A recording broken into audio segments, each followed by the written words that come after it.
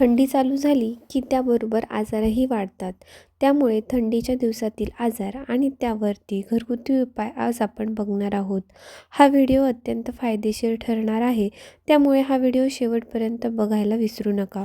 मुलांच्या बाबतीतील रोगाची लक्षणे, त्यांची कारणे निश्चित माहीत असल्यास आपण त्यावर लगेच उपाययोजना करू शकतो. थंडीच्या दिवसात सर्वात जास्त दिसणारा आजार म्हणजे सर्दी, खोकला आणि ताप. त्यासाठी आपण काही घरगुती उपाययोजना बघूया. 1. आल्याचा तुकडा, तुळशीची पाने यांचा काढा घ्यावा. 2. सर्दी अधिक असल्यास वेखण चूर्ण मधात चाटवावे. 3. ज्येष्ठमध, तुळस, लवंग याचा काढा घेतल्याने खोकला कमी होतो. 4.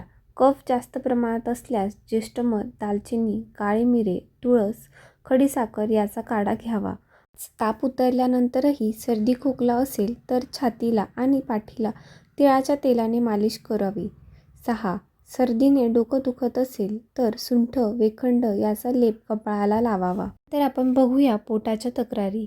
वाढलेल्या कफाचा परिणाम अचानक भूक न लागणे, पोट फुगणे, जुलाब होणे या पोटाच्या तक्रारी बऱ्या झाल्याशिवाय सर्दी खोकला कमी झालेला आढळत नाही. वर काही उपाय बघूया. 1. दूध, आल्याचा तुकडा किंवा सुंठ उकळून घेणे.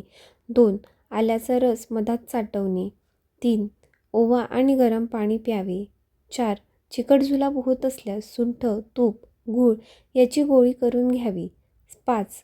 पोटदुखीसाठी हिंग आणि मधाचे चाटण करावे. 6.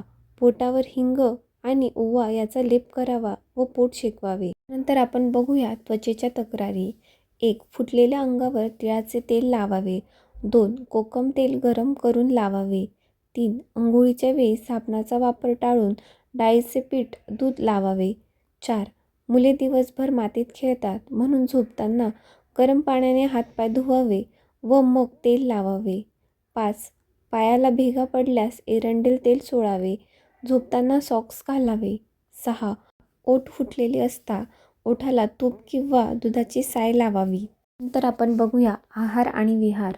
आजाराची लक्षणे कमी झाल्याबरोबर अतिप्रमाणात खाणे, थंड पाणी पिणे, आईस्क्रीम, कोल्ड्रिंक, मिल्कशेक, आंबट फळे कधीही देऊ नये. काही मुलांना दही खूप आवडते, परंतु या दिवसात दही देऊ नये. त्याऐवजी दुपारच्या वेळी थोडेसे ताक दिले तर चालेल. गरम गरम ताजा, पचायला हलका असा आहार द्यावा. केवळ दूध जास्त प्रमाणात न देता विविध खिरी, लापशी यात सुंठ घालून द्यावे. नेहमीच दूध सुंठ घालून द्यावे. सर्दी असताना त्याच्या जोडीला हळद आणि वेखंड वापरावे. यामुळे काही काळाने प्रतिकारशक्ती वाढते. आहारात फळभाज्या, पालेभाज्याचे कढण, त्यामध्ये जिरे, ओवा, हिंग याचा वापर करून द्यावा. थंडीपासून बाळाची काळजी बचाव करून उबदार कपडे नियमित वापरून त्याच्या जोडीला फॅन, AC चा वापर कटाक्षाने टाळावा.